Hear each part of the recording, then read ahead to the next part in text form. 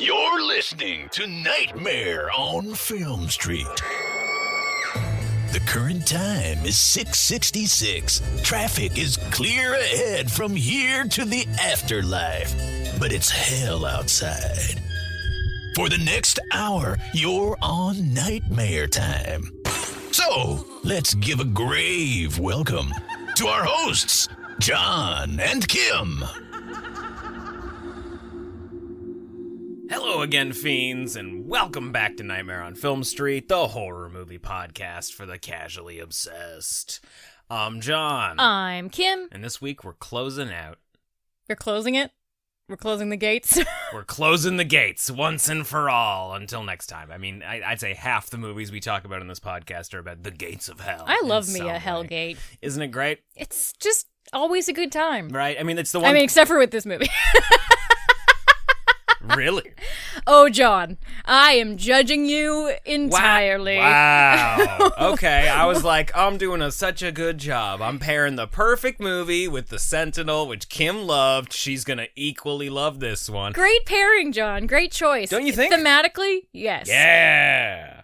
Now, Was this a watchable film? Okay. You're laughing a lot. Did you have a good time? I had a great time. There you go. I think that's all that matters. Now, I'm going to say this right now. I was stressing out about it 5 minutes ago before we started. I think we need to change the rating system for the podcast. What do you mean? When was the last time we It's arbitrary. I know, but when was the last time we rated a movie below 3 out of 4? It's either 3, 3.5, or 4 out of 4. Because we pick the movies. I feel like I rate things lower. Yeah, you rate things lower. I'm rating this lower. Damn. All right, well, we'll table this discussion for a little later. Fuck. Okay, so it's just me then. I don't know what this was. This was the perfect drive-in double feature. Are you kidding me? I felt like it was 4 a.m. and it was 9 p.m. That's exactly. That's why you watch a movie like City of the Living Dead. That's why you watch Fulci. Pretty much. Yeah, I watched this movie for the first time. By the way, we're talking about City of the Living Dead. We never mentioned the title of the film. I said it a second ago. You did, but you didn't give it any fanfare. I think that's because you derailed this podcast immediately. It's because you were lying! With your opinions. God damn, You were just like, we love everything on this podcast. One of us does. John, this movie's bonkers. Yeah, absolutely. If I went to the drive-in and the second movie wasn't bonkers, I'm upset. Yeah, but I stayed up late for this. I need puzzles in my head and just like stars in my eyes on the drive home. You know how fucking late it is when you leave the drive-in? Sure, fine. What are your 3 good things? 3 good things about City of the Living Dead. We got a girl buried alive, like Edgar Allan Poe style, with the most unsafe rescue ever. Yep. Number 2, possessed sex doll. There's a possessed sex doll. It never really, No reason why. No, just inflates with purely evil. Never does anything else beyond that. Evil intentions, that's all. That's all. Good thing number 3, girl barfs out all of her guts. Every single one of her organs out the mouth after making out with her boyfriend, which is pretty wonderful.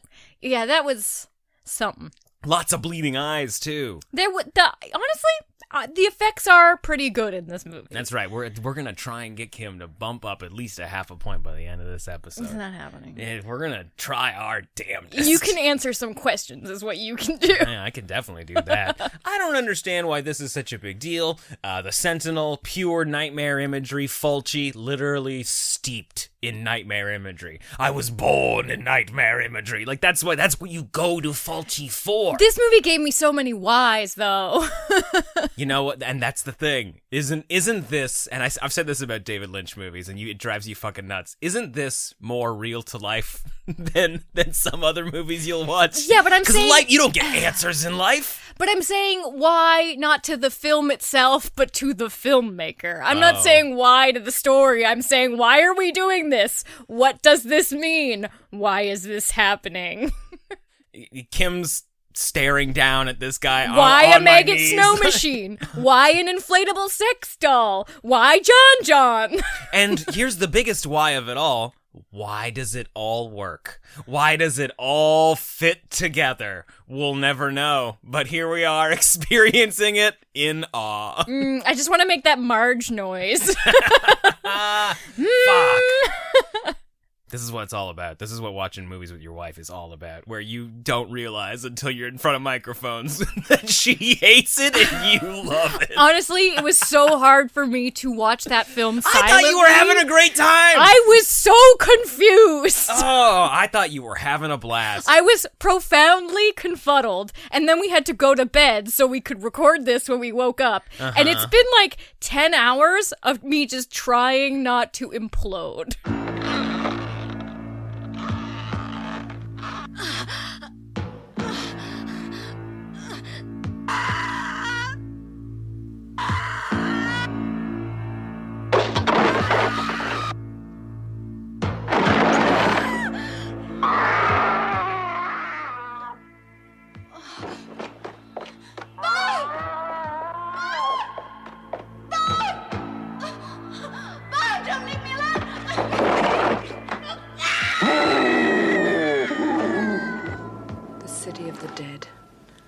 Living dead. A cursed city where the gates of hell have been opened. You've got to. You must reclose those gates. We interrupt this program to bring you a special broadcast, Dunwich police authorities have declared a state of emergency, effective immediately within Dunwich County. All citizens are requested to return to their homes as quickly as possible. In case of necessity, contact this station, DWC. The telephone number is 825-9881. All citizens are urged to remain calm. Did you see, when you were in this trance, did you see anything besides that tombstone? Oh, yes. I saw a priest who, by hanging himself, opened the gates of hell.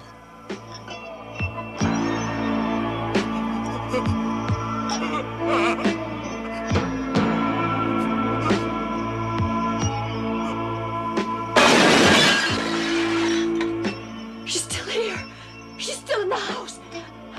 No, she's in here. I know she's still in the house. I don't want to see her anymore. Jerry, get her out, please. Tell her to go. She's in here. Do you hear her?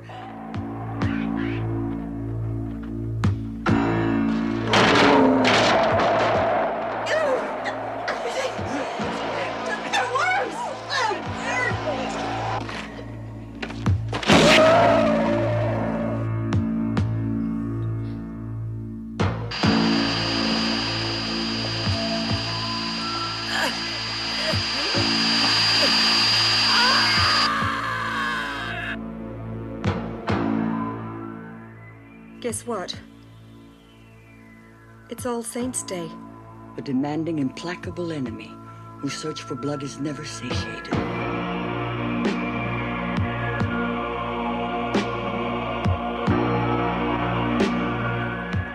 Well, City of the Living Dead.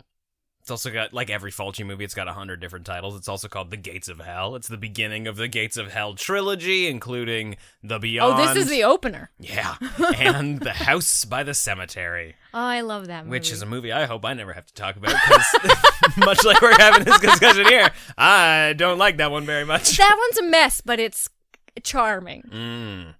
How do you think I feel about this one? Anyway, City of the Living Dead currently sitting at a 6.2 out of 10 on IMDb. Pretty respectable for IMDb. A moderate 40% on Rotten Tomatoes. We can all agree that Beyond is the best one, right? Oh, absolutely. Okay. And At least we're not wrong. 3.4 out of 5 on Letterboxd. No, this is clearly a close second. A late third entry. Damn, man, there were moments in this movie that I thought you were just rocking with it. You were like, hell yeah, it's Killer Priest, he's back, baby! He's got the power of Satan now that he's committed suicide! Oh. Okay, we gotta walk through this movie beat by beat, because the plot... Don't make me do that. The plot. Oh, the plot. Yeah.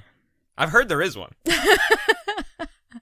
So we exist in a world where seances occur. Okay. And Mary Woodhouses die, maybe question mark.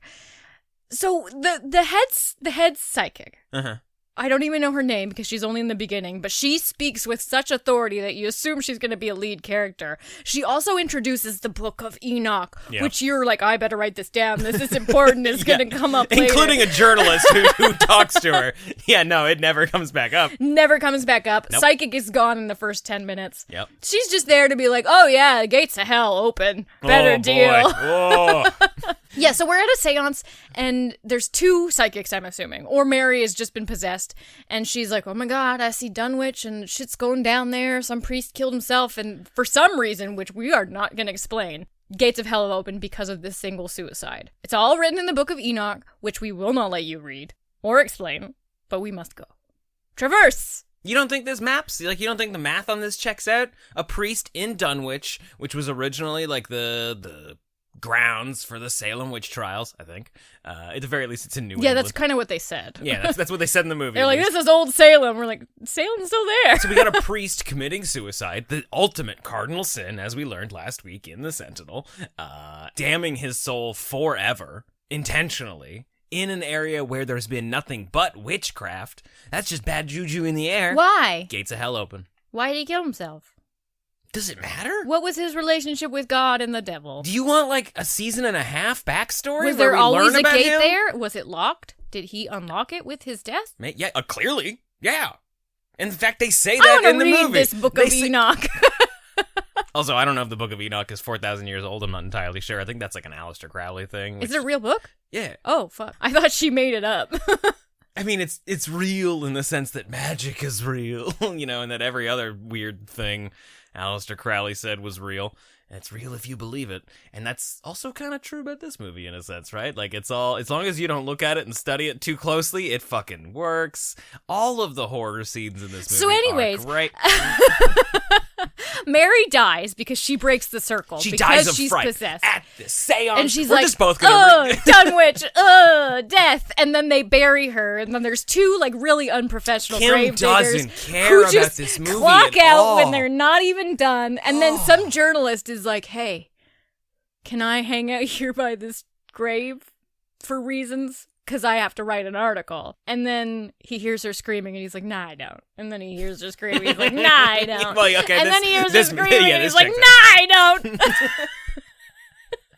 He waits so long. It's 20 minutes of the movie. If you heard pounding and screaming in a cemetery, you would never shake it off. He like never that. moves closer. He's like 15 yards away, and there's like planes flying by because we're in New York City.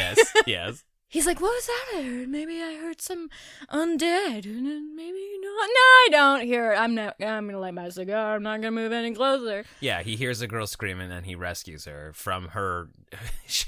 Her coffin is in the shallowest grave I've ever seen. It's maybe 3 feet tall. She's got a sprinkling of dirt on top, and he's like, "We gotta break this thing open with a pickaxe. There's no time to just brush off the dust and look for the lid and open it." No, he just starts. He wouldn't have driving. even had to go in the grave. He could have just crouched to be able to open it. Oh yeah, it took way more work to do the pickaxe. And he's also like, better bury this pickaxe right where that screaming head is. Like, was he just hoping the screaming would stop? Was he trying to murder her? He was like, this corpse is coming back. What would you do if you just you finally open the lid and she's dead because you hit her in the face with a pickaxe? I thought that's what was going to happen because she did a false double death in there because she was scratching the cover and there was blood all over it, and you're like, ooh, that's super eerie. The inside is all filled with scratch marks, and they're like, she wasn't dead. And then she false dies, and then she wakes up again and screams. And she runs out of air. She found more? Whatever. Doesn't matter. This is not important. The fact is that Mary didn't die. There is no enthusiasm in Kim's voice talking about any of this It's shit. not important. You love seances. I do. I can't I believe do love you a didn't seance. appreciate this like hippie drug den seance in New York City where the cops show up. They're like, what kind of drugs were you on? You on smack? What were you on? Where's your grass? You on grass? You on acid? Is it all down the toilet? And then fire comes up out of the floor from nowhere. Oh yeah, the fire. And the police officer What just was like, the fire? What was that? premonition. Bad omen. What do you want from me, man? The spirits are alive, and we gotta do something about it. Like, clearly that was them. It was hellfire. I'm grasping at straws here, but it's just like weird occurrences, things that don't make any sense. By all accounts, it was all in the Book of Enoch, which is the real reason why the lady doesn't want to go with them. She's like, I already know how this story ends. It's You fine. guys should do it. Yeah. You go meet that annoying kid named John. All of these Fulci movies have like an annoying kid overdone. Okay, so House by the poorly. Cemetery has the worst. Yeah, kid, truly. but still better than this movie. Wow, that hurts. I love that scene where he's rescuing her from the cemetery from being buried alive. I just think it's great. It's just really unprofessional. Yeah, I know. And it's outlandish. It doesn't make any sense. It's hilarious. Also, later in the film, we go to a funeral parlor. We see embalming process. We know this universe has embalming processes. Yeah. So she requested not to be embalmed. She just wanted to like raw dog death. You can do that. You don't have to be embalmed. Yeah, but you don't want to go in a coffin if you're doing that. You want to go in like a little paper sack and go under a tree.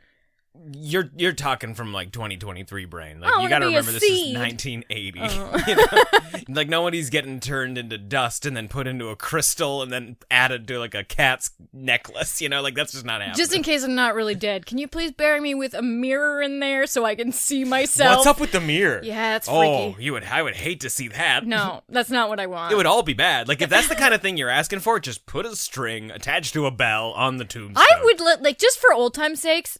I would like that. You want the string? I would like that kind And the of bell? Yeah, just just to be goth about it. Okay. Just to like add a little Poe finesse to my burial. I wonder if that's a thing that they will do. Because like how hard is it? Can you give me the Victorian bell, please? Can I would like the Victorian. Please give me the bell. I'd like the Victorian bell package, please. It's my last dying wish. And then yeah, just like leave shiny things around for crows to come by.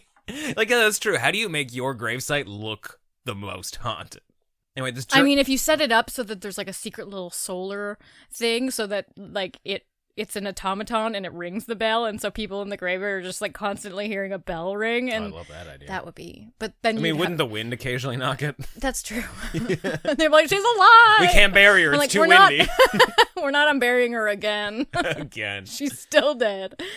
The journalist gets roped in, just to answer your question, because he hears about him. Did I ask? No, you're like, then there's a journalist. I don't know why he's there. I don't know why you went to the cemetery. Oh, this fucking movie. Why was he in the cemetery? Because he heard about a mysterious death in the building. The police wouldn't let him in for him to just ask some questions about it. So he then went to the cemetery. I think he was probably going to ask the corpse. Right. I do love that he's just walking around doing nothing, taking notes, writing on top of the tombstone, like using that like a desk, or on top of the coffin. I think he was probably just hoping to run into somebody who knew about the death. There's nobody at this funeral. Yeah, it was weird to see her being like interred with nobody there. Maybe that just wasn't like a big thing outside of the movies. It's in every movie I've ever seen, doing like the graveside interment. Yeah, I didn't think it was a real thing either, but then people started dying around me and I was like, oh, we actually do this. Oh, we do. We go to the gravesite. Yeah, this is great. I love this. I really love this. I'm so glad I wore heels to this funeral. Okay, well, anyway, she's obviously alive. We go back to the psychic. They tell us about her visions. We learn a little bit more about what's going on. And the journalist it isn't necessarily, I guess, he's just supposed to be a naturally curious character because he's a journalist. Like, he's always looking for a story. So they don't exactly know what's going on. But because of the visions Mary was having at the seance when she almost died of fright, we've got to make our way down to Dunwich and find the cemetery of this priest who killed himself. Because we have to do things. We gotta close the gates of hell before All Saints Day. Okay, so do they know how they're doing that? Because no. Because it sure doesn't look like they have a plan. They do not know. Everything's written in the Book of Enoch except that. Like, that's the one thing. So the thing I like most about this movie, there are two things I really enjoy about this movie. Mm-hmm. Everyone is a terrible driver. Okay. And if you watch it, like, the entire world around them knows that they're a terrible driver, it's a very good movie because there's a lot of honking sound effects, and I like to assume that the lead characters are constantly getting honked at. 2, Mary, post her brush with death experience, she is so positive. She has such a positive, cheery outlook on life. Wouldn't you? You would not believe she is going to close the gates of hell in like a time crunch, a 2-day time crunch. She's like, let's go for lunch. She's just stoked not to have been buried alive. I mean, she was buried Everything alive. would be great after, everything would be great after that. She's just so chipper. No trauma from her near-death experience at all. Do you want 6 seasons of this? I just it's an hour and a half. I want her to be a little bit more emo about the process. She's going to the gates of hell and she's like, okay, let's go. I'm about it. I don't think that that's her attitude. That is her attitude. I think she's just like, we have 1 day left to close the gates. All Saints' Day is tomorrow. There's a lot of that. It's All Saints' Day right now. I know. Like, they create this ticking clock, and then we get to the climax of the movie, and she's like, oh shit, it's midnight.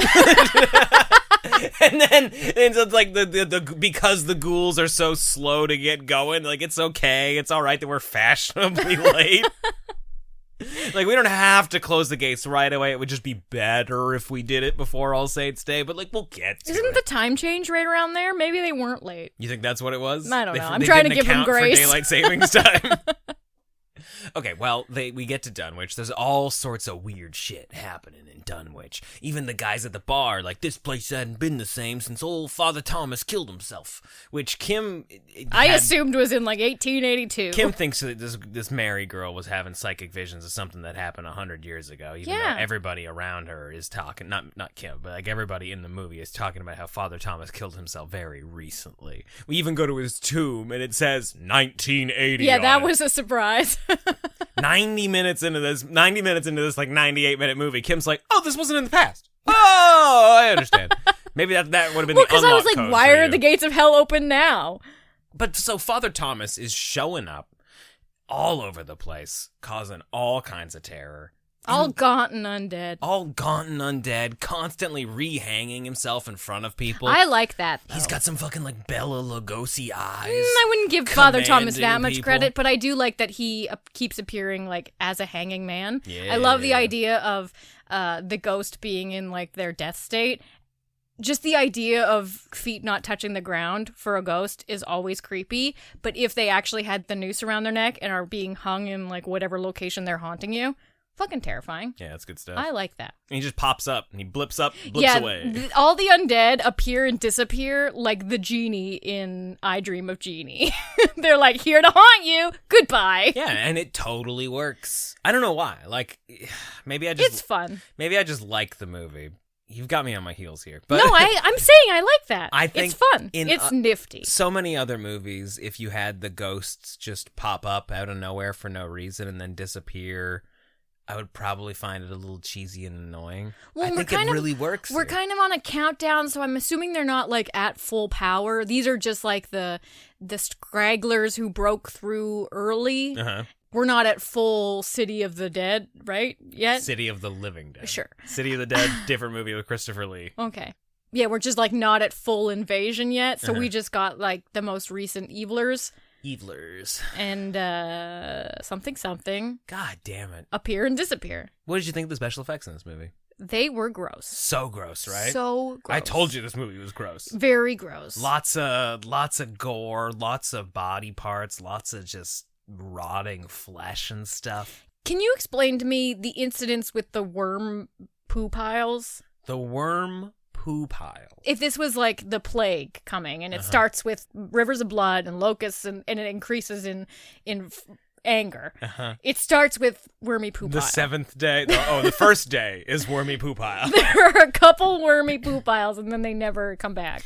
I think it's just rotting flesh. I think it's guts and maggots. It's as though he just stuck his hand into a rotting corpse, grabbed a mittful, and smashed it on a girl's face. She dies of cardiac arrest because it's so gross. And then later crawls out of her own coffin to just squeeze people's brains out. Multiple people in this movie get the back of their head grabbed and just fucking just crushed under the power of these ghouls. Yeah. Their brains are spilling out in their hands and shit. Fulci must have had like a great butcher's offcuts hookup because there's just like a lot of definitely animal innards being used in this movie. Yeah. Particularly that intestine sequence, which, you know what, novel, marvelous, really fucking gross. Like that was definitely like a cow. Are we talking about the kids on like Lovers Lane? Like, they're definitely just like parked in front of her parents' house, but like the they're making out. intestines, yeah. Man, love that fucking scene. No, it's great. It's your insides coming out your mouth, like. I hope that girl got a gnarly. bonus. Like everybody. All of the actors needed fucking. They were just very uncomfortable, from what I could tell. Here's the coolest thing about that scene, and like that's the biggest scene in this movie for me. That's the one I want to break down the most, because we have a girl whose eyes start to bleed and then her guts come out of her mouth. The eyes bleeding looked really good. Incredible, I right? have no idea how they do it. I hope that was not uncomfortable, because that was my entire thought the entire way through. Because it might have been. There was no way to fake that. They had fucking red shit in their eyes. And so she's got a lot of hair, just like as a character, and they're using the hair to hide these blood vein lines that they've sort of make-upped onto her face. Like she literally has these like little tiny, almost invisible conduits going to the corners of her eyes. And like I knew it was coming, so I was watching for it because I wanted to see how they did it a little bit. But they're just pumping red liquid into her eyes. It's probably a saline solution or whatever you would put in your Hopefully it's a contacts saline solution. that they've just dyed red. She doesn't blink the whole time. And it fills like the waters of her eyes. Yeah, and it spills out and it starts going down her cheeks and shit. It looks so fucking cool. Yeah, because so second plague upon thy house is undead psychic head explosion, where they look at you intensely and make your eyes bleed, and then your guts come out your mouth. And then your guts come out your fucking mouth. So this is the other thing. Like she really, I hope she got 2 bonuses. One for the eye goop, because it definitely did not look like it was going to be super comfortable, and she fucking killed it.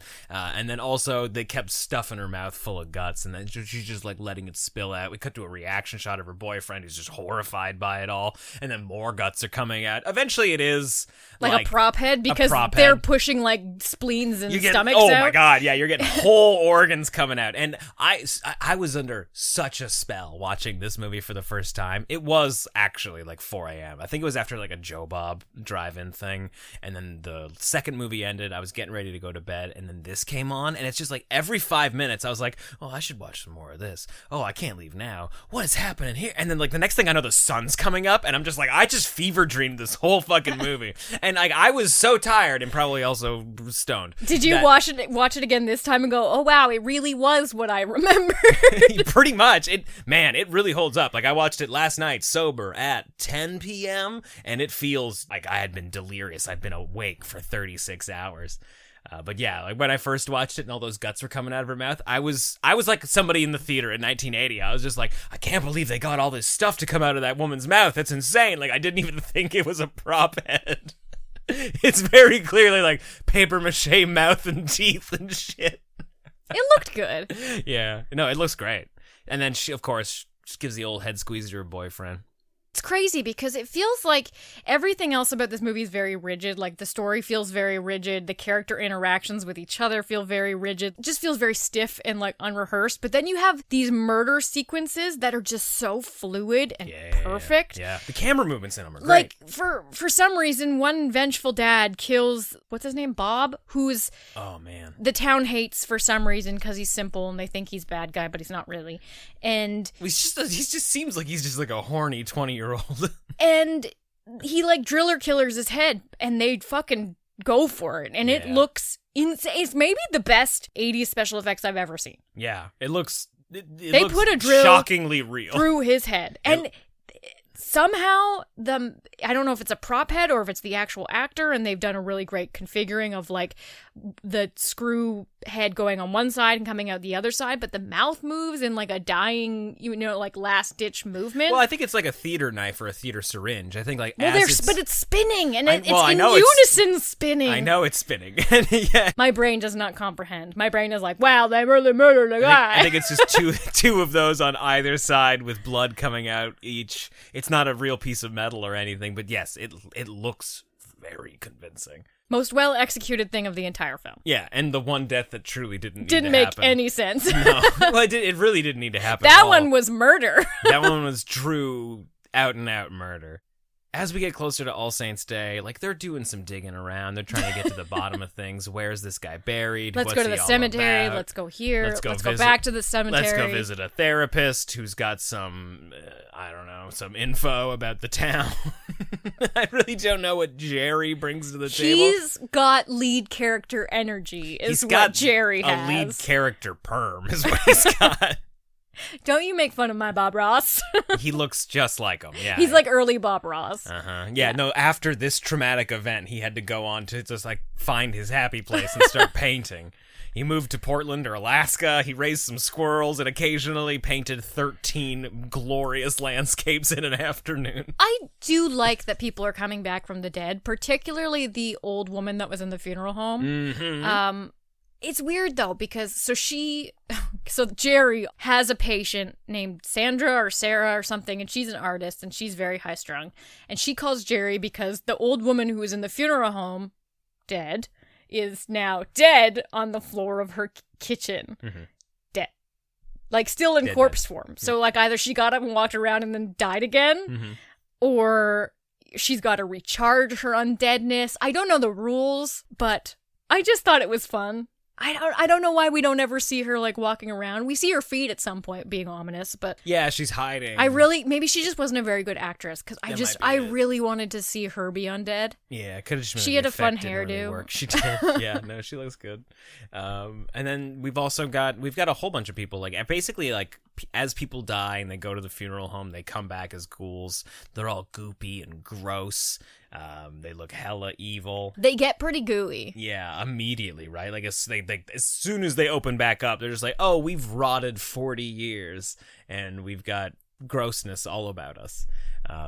They come after pretty much their family members is who they go after, mostly.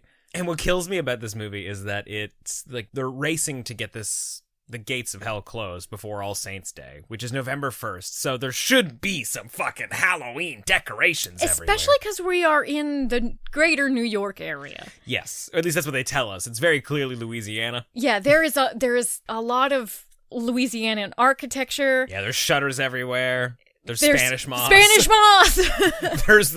there's that humid fog. There's a lot of humid fog. And they basically just, like, slap away ghouls on their way to the cemetery where they go down into Father Thomas's tomb. Yeah, the lead characters are really good at just, like, walking away from ghouls. Yeah, unlike anybody else. Everybody's like, hey, what are you doing here? Why are you putting your hand in the back of my head? Oh, my brain got squished out. One of my favorite moments is, so John, who is the little boy in town, his sister is murdered, and she comes back and kills his parents. And he calls Jerry, who's, like, the town savior, and Jerry comes to get him. But at one point, John is running around town, and he is confronted by his undead sister. And Jerry shows up, and in real close proximity, everybody is within slapping distance of each other. Yes. Jerry turns to John, and he's like, run away now, boy. Even though the undead sister is right there. It's not even that quick. Oh, John, I found you. And he hugs him. He's like, are you okay? All right, now I want you to listen very closely to me, okay? I love you, John. Yeah. Like, he gives him a little bit of a pep talk, lets him know everything's going to be okay. Now I want you to go over It's here. like he puts up his finger and he's like, I have to finish this session. Me? Yeah. And then he's like, all right, where were we? Yeah. And then she just, like, blips away. She's like, I won't kill you. Like, why? I don't know why the blips work. I just like it. And here's the thing, and this is a generalization, I think, of just about Italian horror movies and why I think they're so well suited to horror. It's because they are otherworldly in a way that American horror films never could be, because they don't use synchronized sound. And I think that's also why everything's so stiff, because, like, we're not using any of the dialogue recorded on set. They just didn't do that. Everything was dubbed. You know, it made sense back when everything was run by the government. And I do love the audio in Italian films. I was gonna lean on you at some point to say, like, I think you need a 0.5 bump for the footsteps. You love a bad Italian footstep, and you get a lot of them in this movie. My favorite sound effect in this movie was a lack of sound. When they're climbing into the tomb and they spend a good 3 minutes opening the crypt. It's a big to-do. They're all pulling and pushing and pulling and pushing. And then Jerry, our hero, is like, I'm gonna go in. And his mouth moves. Oh, yeah, he says stuff to somebody. No sound comes out. Nothing. They could have cut it. Dead silence. They could have cut around that. Just cut to the moon, come back, anything. Just cut to them climbing in from the bottom. But that's what I think makes these Italian horror movies so good. And I think that's what Fulci was really nailing, especially with movies like this and with The Beyond, because he was making nightmares. Like, they were nightmares that people were living through in the real world, and like they didn't make any sense. They confounded you, they confuddled your brains. They just, nothing about this feels like real life, but it's happening to me right now. And I think that's because he knew what the movie was gonna look like with dubbed audio. Like, I think they made these horror movies specifically tailored to their process, and I think that's why they work. It almost feels like you're giving it a bit of a pass just because that's just how it is. But it's also the same way that black and white film looks better than 4K color stuff now, just because it's a completely different process. That's the weirdest thing when you're watching these like remastered films like from the 40s, and then you go watch a film from 1980 and you're like, how did we degenerate film quality? Yeah. Shit got worse. And I mean, even 1980 is not bad, but like, yeah, you get to like the early 2000s and stuff, and it's just like, I don't understand. There's Guys, like, this looks like trash. yeah, and it's just because of the chemical process. Like, you can, if you like, you could shot for shot remake something from the 40s, and like let's people have tried to do that and they failed, but like, let's say you succeed. I'm looking at you, psycho. Yeah. 1960, but whatever. Either way, like, let's say you do it and you succeed and it's perfect. No matter what, it's gonna look different. Just even if you shoot it on film now, it's gonna look different. Like, film is completely different. The way that it's processed, the way that it was We're in an captured. entirely different location in space now. Yeah, there's just the ozone layer. No, it's just like that's just a quality of this type of movie, and I think it's well suited for what Fulci's doing. I think, it's like he's the right guy for the job for this kind of horror movie, and I love the nightmare imagery of it all. Mm. It seems like you're giving him a compliment for something that he didn't actually have a lot of involvement in, almost, but I think he's just playing to the strengths of what they do. I think that's such a positive outlook. I love how optimistic you are. No, I honestly, I think that's great. I do really appreciate the kind of contrived sound of Italian horror. And I think it works really well for giallo films, for slashers, because it retains a dreamlike quality, a fantastical quality that American slashers and our North American version of that is a lot more grounded and a lot less fantastical, whereas you can kind of justify in an Italian slasher why the lighting is just so fucking moody and themed, because it just is. Yeah, or why a tornado of maggots will just come flying through your window. Oh god, the maggot snow machine in this. Oh my god. Like I felt so bad for those actors were just getting pelted with maggots. It looked not nice. Pelted. I assumed that we just had a few maggots glued to their faces, and it was just like Rice Krispies or whatever that were hitting them. But like the when you watch it, you're like, no, that's definitely a maggot. That's definitely a maggot. And then you look down, and the entire room is covered, like every square inch of it is covered with writhing maggots. These are real maggots. What a process. That set must have smelled so bad. Definitely not something that you could recreate today, just with how they handle treatment of living things on sets now. You don't think so? I think insects are different. Like, I don't know. I think insects are a completely different category. They do throw a cat in this movie. I forgot about the cat. I was paying a lot of attention in the maggot scene because I was really removed from it because I was just worried about those poor actors. Yeah. Nobody walks when the film is filled with like when the scene is filled with maggots. Everybody stands their ground. Like, nobody moves their feet. Maybe they just don't want to step on a bunch of maggots. Yeah, but nobody moves their feet. Like, I think they have to sweep the maggots out before they have to reset the room before anybody moves. Oh boy, yeah. It's a great moment. It's gross. It's fucking gnarly. Okay, do you want to hear something friggin' insane about the scene that I read? Absolutely. So this is just from Wikipedia. This is this particular scene with the maggots. This isn't some crazy intense like research I did. I was just trying to like recap the plot for myself.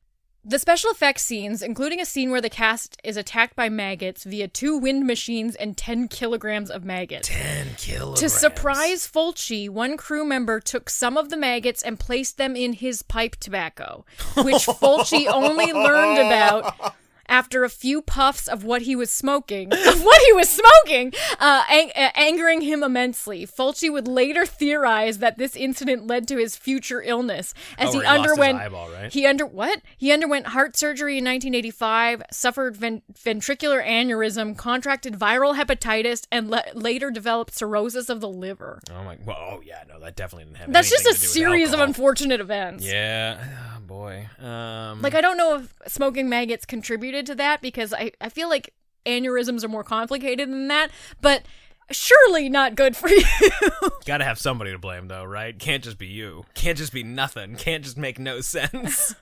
Oh, damn. That's crazy. I mean, it sounds like a great idea at first, right? Like, this is gonna be such a fun prank. Also, when we say that he put it in his pipe tobacco, there's a pretty good chance he put it in, like, the canister of the pipe tobacco, and he was hoping that he would open the tin to put some tobacco in his pipe and just see a bunch of maggots and go, "Blah!" But he was working like he was on his Too fucking 23rd hard, hour. right? He's just jamming the tobacco in the pipe, looking at the dailies, like. God damn. Oh, and for our American listeners out there, 10 kilograms of maggots is almost 30 pounds of maggots. Whew, that's a lot That's of maggots. a lot of fucking maggots. That's a lot of shovelfuls. That's like a hot tub of So maggots. what do they do? So like they're just tossing them in front of the fan? Like I don't know. They're like Honestly, I'm picturing Snow Machine. Yeah, that's what I was thinking too. I was like, wow, they had some hella maggot cannon. Like the Christmas ornament thing that the Who wife has in the Grinch live action. Yeah. Chug, chug, chug, chug, chug. That's pretty great. Damn. The end of this movie also kind of makes no sense. Like, okay, so we're down in the tomb. End of this movie. We're down in the tomb of Father Thomas. We gotta close the gates. We've done no research. They're just like, nah, we're just gonna figure it out. And they're moving so slowly, We're they gonna do learn on the not job. know. They have no plans, and they're just hoping one of them is just gonna come up with something and do it. Even when they get to the cemetery, it's like, all right, guys, it's an hour. It's almost All Saints Day. Better mosey on over. There's no hurry. There's nothing. No. There aren't any ghouls chasing them or anything either. It's like, you got nothing in your way. Just like put a little pep in your step. Come on. You're trying to save Just the a world. light jog, even. Damn. The crypt sequence, though, is great. Like, we're down in the underground tomb where Father Thomas has been interred, and... Ooh, interred. What a word. We've got all of these fucking skeletons just, like, popping up out of nowhere. Ghouls popping... Like, there's so much cobweb. And we're getting less fresh down here. Like, we're finally getting into skeleton territory, and I'm like, finally, some crispy ghouls. And they come out after. I don't like a wet ghoul. I love a dry ghoul. I want to smack... If I smack it and dust comes up, like, that's my kind of ghoul. Oh, well, we got one or two I don't want a wet ghoul. Yeah, well, I don't like Fulci's organs the and wrong goo. guy for you. I'm sorry. But like, give me a pile of dust, and I'm like, ooh, spooky bones. Kim's talking specifically about, I guess, House on Haunted Hill, and also the Jacob Marley from Scrooge. And Hocus Pocus with Billy. Yeah. Love a dusty boy. There's no real solution for it. I guess they just decide maybe if we stab Father Thomas with a sharp crucifix, all will be well. All will be well. And it is. They stab him in the dick with a big old crucifix. His entire lower half just like splits off. Like he's the head vampire and they just gotta shut it down. Basically, yeah. But you don't stab him in the heart like you would a vampire. And as soon as like his like the source of his power, of course. As soon as his like lower intestines are all exposed, he just lights ablaze, catches on fire. And then all the ghouls are on fire. So great. And because they're so dry and dusty, they light up real quick. Right. Get those full body burns, man. It's the most dangerous thing. It was in a the sad world. burn, though. It was in such an enclosed space. I was just really worried about actors during this watch. I mean, yeah, you get worried about actors watching any movie. I hate a body 80s. burn for that very reason. It just takes me out. I'm just like, are they wearing enough flares? I think I love it for that reason. I don't see a crew member's foot who's holding the fire extinguisher. I think I'm just naive, and I just always assume that nobody got hurt if I'm seeing it on screen. Like, they would never put a shot in if somebody like got mortally wounded. No, they have to use it out of honor and which for the sake of. I also kind of find respectable and cool. Like if you told me the guy who did the Maniac like, well, I Cop better enjoy this. Yeah, exactly. This is me. He lost his mustache forever. I pour one out for the homies when I'm watching the full body burn where somebody got hurt. Oh.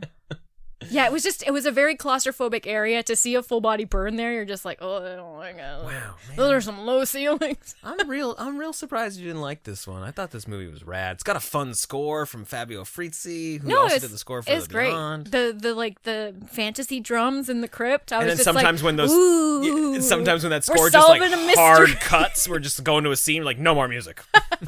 No. Yeah, like especially when John was running, he was like running to the mystery music, and then like they just like yeah, fuck whatever. it. Yeah. He's still running, but we're out of track. Yeah, no, I really like City of the Living Dead. Can we talk about the final image though? Can you explain that to me? What's the final image? What's the final image, John? I don't remember. I was too busy hooting and hollering. I don't remember. You don't remember that they come out of the crypt and John's there and they're so happy to see John. Oh, yes.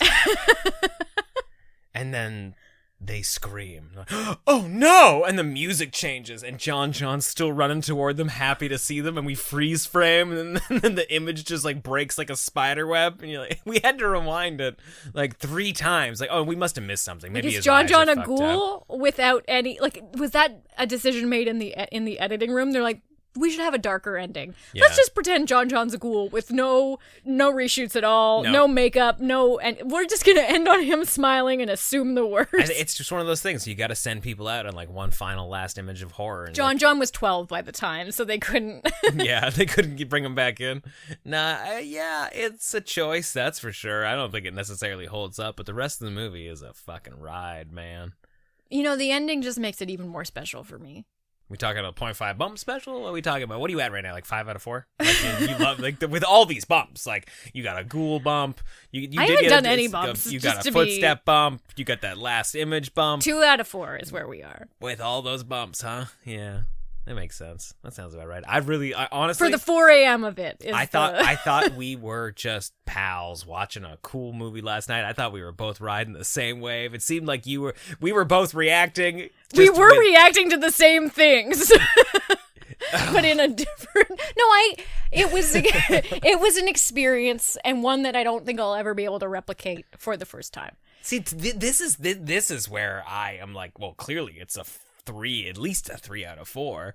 It's all about the experience, and if you're just like, I've never seen anything like this before, and I never will again. I'm giving it a 2-point reduction for how Jerry responds to chaotic action scenes and how slow everyone walks. Okay, well, I think this is at least a 3 out of 4. I don't think it's a perfect movie. So you rated a 3 out of 4 then. You're allowed to do that. Yeah, I had a great time. I have been waiting to talk about this movie in the podcast. I thought it was the right amount of bonkers that you were going to rock with it, but that's fine.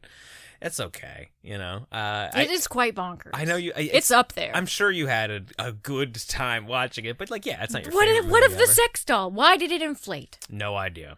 He also asks no questions. We didn't talk about it. It's one of the good things, I believe, is what you said. But yeah, so that the kid who gets drilled in the head when he's in his weird little we follow him a apartment. lot. He runs around all over the place, and then he just dies, and we're like, well, I thought he was a main character. I don't really know what his role in all of this was, except for the town to maybe blame him for a couple things. But like, we know that he's not guilty of anything. We know that he hasn't done anything. He's just this horny guy who's got sex dolls and was that his doll? I think so. I thought it was the priest. He seemed pretty surprised to see it. Like, he was like, oh, hey, baby. But, like, when we find him and he's, like, sleeping in his, like, weird little hovel, it's full of porno mags. He's got, like, I thought that's because he worked in a mechanic's office. Oh, you think that's all it is? It's just, like, the decor. You're like, oh, this is just what we call mechanic's wallpaper. Exactly.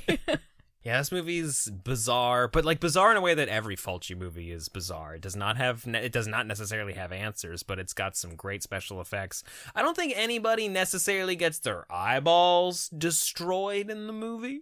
So that if that's like a sticking point for you. The red in the eyes looked pretty uncomfortable. Yeah, he then by the time we got to the Beyond, he was like, I didn't do enough with the eyeball.